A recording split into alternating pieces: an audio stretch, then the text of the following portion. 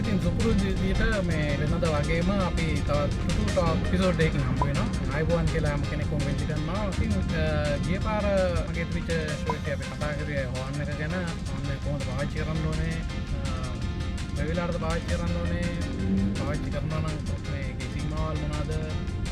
ඒ සම්බන්ධයෙන් ඉතින් ඒකට යහපත් ප්‍රතිචාර ගොඩක් හම්බෙලා තියෙනවා. මම තෑන්ක් කරන හැම කෙනෙකුටම මේ සම්බන්ධයෙන් මාව දැනුවත් කිරීම සම්බන්ධයෙන් සහ අගය කිරීම සම්බන්ධයෙන් ඔයගලන්ට ඒක බලන්න පුළුවන් ඒ එපිසෝඩ් එක මගේ YouTube channel එකට ගියා නම් ටුටු ටොක් YouTube channel එකේ. ඉතින් අද මේ කතා කරන්න මේ බලාපොරොත්තු වෙන්නේ ටිකක් වෙනස් ජාතියේ මාතෘකාව සම්බන්ධයෙන්.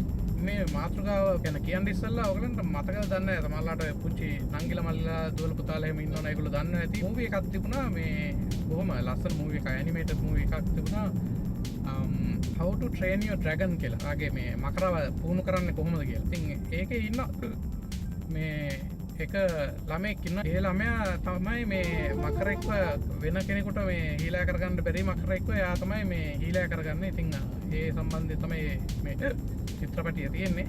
ඉතින් ඒකේ ළමයාගේ නම තමයි මේ මම මේකට පාදක කරගන්න කියලා හැදුවා අද අපේ ෂෝ එකට. ඒ ළමයාගේ නම තමයි හිකප්. කිව්වම සමහරවිට ඔයගොල්ලෝ හිතනවා ඇති මේක ඒක නමක් වෙන්න කොහොමද කියලා. කොහොමද ඒ චරිතේ හිකප් කියලා තමයි නම දාලා තිබුණේ. ඉතින් මේ මම ඒකින්ද තමයි මේ ඒක තෝරගත්තේ අද ෂෝ එකට.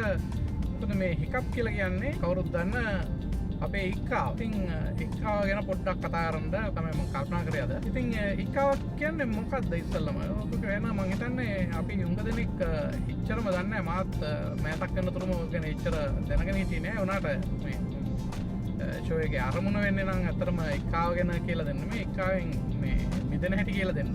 ඉතින් මිදෙන හැටි කියන්නේ ඉස්සෙල්ලා අපි ඉක්කාව ගැන යාන්තම් පොඩි මේ අවබෝධයක් ලබා ගමු. ඉක්කාව කියලා කියන්නේ මේ අපේ තියෙනනේ මහා ප්‍රාචීරය කියන්නේ මේ උදරය සහ මේ පපු කුහරය වෙන් වෙන තැන තමයි මහා ප්‍රාචීරය කියලා කියන්නේ.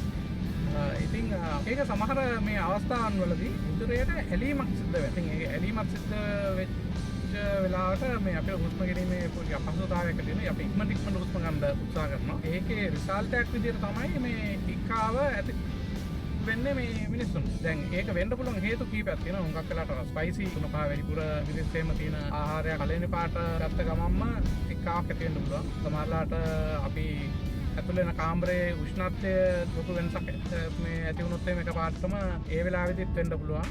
තවත් තියෙනවා මේ ඉක්කාවක් ඇති වෙන්න පුළුවන් අපේ ශරීරයේ උෂ්ණත්වය, උදරයේ උෂ්ණත්වය ඒක පාටම මේ වෙනස් වීමක් ඇති වුණොත් ඒ වගේ අවස්ථාවලදී තමයි මේ ඉක්කාව ඇති වෙනවා කියලා සාමාන්‍යයෙන් හොයාගෙන තියෙන්නේ. ඔය ඉක්කාවෙත් වර්ග දෙකක් තියෙනවා. බොහොම තාවකාලික ඉක්කාව. ඒ කියන්නේ ටික වෙලාවක් ඇවිල්ලි ඉවරලා අපේ වෙලාවකට පස්සේ ඒක නැති වෙලා යනවා. අනිත් එක තමයි දීර්ඝ කාලීන තියෙන ඉක්කාව. ඒ වගේ තත්ත්වයක් තියෙනවා නම් දොස්තර කෙනෙක් වෛද්‍යවරයෙක් හම්බෙන්න ඕනේ. හම්බෙලවිල්ලා ඒ සම්බන්ධයෙන් දැනුවත් වෙන්න ඕනේ. කතා කරලා තමයිලට ඒකට බෙහෙත් එහෙම ගන්න අවශ්‍ය වෙනවා. හැබැයි තාවකාලික ඉක්කාව නම් ඒක නිකම්ම නැති වෙලා යනවා ටික වෙලාවකින්. ඉක්කාව නැති කරගන්න සිංහල ව්‍යවහාරයේ තියෙන බොහොම ප්‍රසිද්ධම විදිය තමයි අපි අර කියනවනේ පොඩි දෙයක් කියනවනේ අපි හැමෝම නේද? හැමෝම දන්නවා නේද ඒක?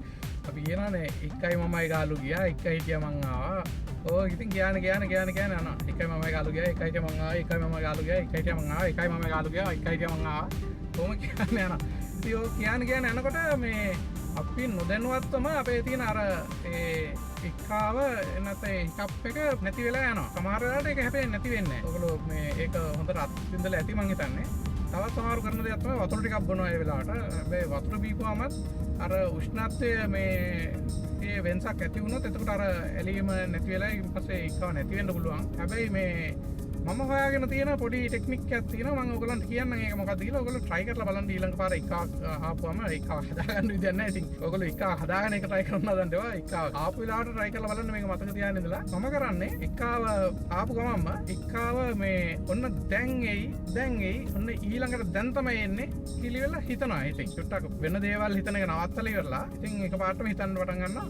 ඔන්න ඊළඟට එනවා දැන් ඔන්න එනවා ඔන්න දැන් නෑ තාම නෑ ඔන්න දැන් ආවා ඔහොම කීකේ මං හිතනවා. එහෙම හිතනද මේ තප්පර 3ක් 4ක් වගේ ඒ වගේ හිතනද ඒක නිකම්ම නැති වෙලා යනවා. ඒක මේ මහා පුදුමාකාර දෙයක්. මම දන්නේ ඒක කොහොමද වෙන්නේ කියලා. හැබැයි මම හිතන්නේ ඕක පාරකට වැඩිය මම try කරලා තියෙන දෙයක් ඒක හරියටම වැඩ කරනවා. අනිත් අයටත් කියලා දීලා තියෙනවා. ඒගොල්ලන්ටත් ඔක්කොටම මේක වැඩ කරනවා. ඉතින් ඕගොල්ලෝ try කරලා බලන්න මේ ඉකාවක් එහෙම ආවොත් එහෙම මම කියපු ක්‍රමය අනුගමනය කරලා ඉකාව නැති කර ගන්න පුළුවන්. ඒ මේ ප්‍රධාන පරමාර්ථය මේ අද ෂෝ එකේ ඕක ගැන කියලා දෙන්න මේ ටික වටන පොඩි ටෙක්නික් එකක් ඉඳ. හැබැයි මේකේ තා අමතක නොකළ යුතු අනිත් දේ තමයි අපිට දීර්ඝකාලීන ඉකාවක් තිබුණොත් ඔය ක්‍රමේ try කර කර ඉන්න යන්න එපා. පුළුවන් තරම් ඉක්මනට දොස්තර කෙනෙක් හම්බෙලි කරලා ඒ ගැන දැනුවත් වෙන්න කියලා තමයි මම කියන්නේ. ඒක තමයි අද තියෙන්නේ ෂෝ එකේ ඊට වඩා දෙයක් නම් කතා කරන්න වෙලා නැහැ අද. ඉතින් අපි තවත් එපිසෝඩ් එකකින් හම්බ වෙනකම් එහෙනම් මං ගිහිල්ලා එන්නම්. ඉතින් හැමෝම මේ වීඩියෝ එක බලලා ඉවරලා අනිත් අයත් එක්ක ෂෙයා කරගන්න. ඒගොල්ලන්ට මේක කියලා දෙන්න. මං හිතන්නේ හුඟක් මේ ප්‍රයෝජනවත් දෙයක් වෙයි. හුඟක් වෙලාවට සමහරවිට වතුර එහෙම හොයාගන්න බැරි වෙලාවල් වල මේ වගේ දෙයක් මේ දැනගෙන ඉන්න එක හොඳයි. මං හිතන්නේ ඉකාවක් වගේ දෙයක් හරිම එම්බැරසිං සිටුේෂන්ස් ගොඩක් තියෙනවා. අපි මීටින් එකකම ඉන්නකොට ඉක්ක ගහන්න ගත්තොත් එහෙම එතන ඉක්ක ගහලා ඉන්න බෑ. නැත්නම් වතුර හොයන්න කරන්නත් බෑ. ඉතින් මේ ක්‍රමෙන් අපිට පුළුවන් ඒක මේ මග හරවා ගන්න. මං හිතනවා හැමෝටම ඒකෙන් මොන හරි ප්‍රයෝජනයක් වුණා කියලා. අපි මේ වගේම ඉතින් තවත් එපිසෝඩ් එකකින් හම්බ වෙනකම් මේක හැම කෙනෙක් එක්කම ෂෙයා කරගන්න. එහෙනම් මං ගිහලා එන්න.